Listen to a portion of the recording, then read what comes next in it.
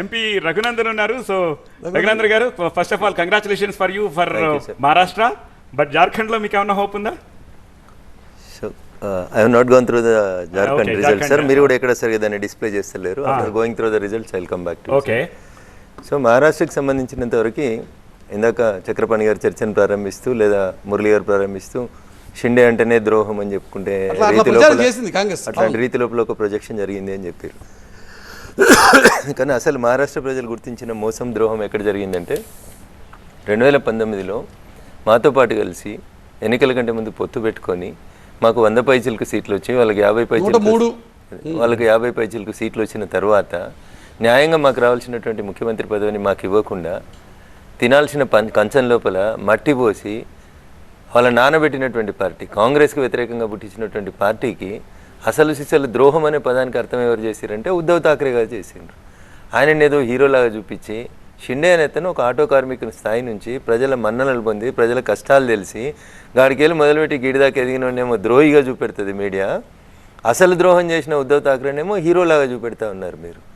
కాంగ్రెస్ అనే పార్టీకి నేను బతికుండగా కలవను, నాతో సంబంధాలు ఉండవని చెప్పిన ఆయన కడుపులో పుట్టిన ఆయన ముఖ్యమంత్రి అనే కుర్చీ కోసం ఎన్నడూ ఎమ్మెల్యే కానోడు, ఎన్నికలలో పోటీ చేయనోడు, నేను ముఖ్యమంత్రి కావాలనేటువంటి ఒక దురుద్దేశంతో దురాలోచనతోటి తిన్న పల్లెంలో నిన్న వారసత్వంతో వస్తాను అంటే జనం అంగీకరించరు అని చెప్పి ఇక్కడ ప్రూవ్ అయింది అనుకోవడానికి.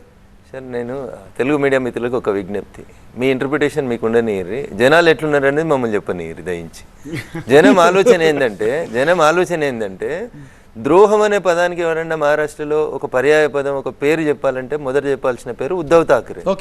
షిండే గారి గురించి మాట్లాడద్దు, షిండే గురించి ఏం తెలవకుండా మాట్లాడుతూ ఉన్నారు మీరు. ఒక ఆటో డ్రైవర్ స్థాయి నుంచి ఆయన జనానికి చేసిన సేవ, పేద ప్రజలకు చేసిన సేవ గుర్తించి ఆయన ఎమ్మెల్యే చేశారు. ఆయన పార్టీకి చేసిన కష్టాన్ని గుర్తించి పార్టీ ఆయనకు మంత్రి పదవి ఇచ్చింది. తర్వాత ఏ కాంగ్రెస్కి వ్యతిరేకంగా పుట్టినామో ఆ కాంగ్రెస్లో నువ్వు పోవడం తప్పని చెప్పి నాయకుడు వినకపోతే తప్పనిసరి పరిస్థితులలో ప్రజలు ఎటుంటే అడిదిక్కు నిలబడ్డాడు ఆయన నాయకుడు. ఆయన నిలబడి నాయకుడైతే తెలుగులో ఎవరికి పనికి వచ్చినట్టు వాళ్ళు మహారాష్ట్రలో షిండే పుట్టిండు కాబట్టి తెలంగాణలో షిండే పుడతాడు. అన్ని పార్టీలలో షిండేలు ఉంటారు. పార్టీ నమ్ముకున్నాడు, పార్టీ బాగుండాలని కోరుకునేటోళ్ళు అన్ని పార్టీలలో ఉంటారు. మీరు దాన్ని నెగటివ్ సెన్స్లో చూపెట్టినారు. But is the real hero అని ఇప్పుడు కనబడుతుంది ఆడ. దాన్ని అంగీకరించారు దయించి. ఉద్ధవ్ ఠాక్రే చేసిన మోసం ముందు షిండే గారు చేసిన న్యాయాన్ని మహారాష్ట్ర ప్రజలు ఎండార్సీ చేసిర్రు. చాతగాని వాళ్ళు చాలా మాట్లాడతారు, ఆదాని ముచ్చట్లు తీసుకొచ్చి మాట్లాడతారు, ఇంకేదో మాట్లాడుతుంటారు. జనం బలం లేని వాళ్ళు, జనంలో పోటీ చేయని వాళ్ళు, జనంలో గెలవలేని వాళ్ళు. ఇంతకుముందు చక్రపాణి చెప్పినప్పుడు షిండేని ఒక ఐకాన్ గా చూపించి దాని చుట్టూ వ్యవహారాలు నడిపారంటారు.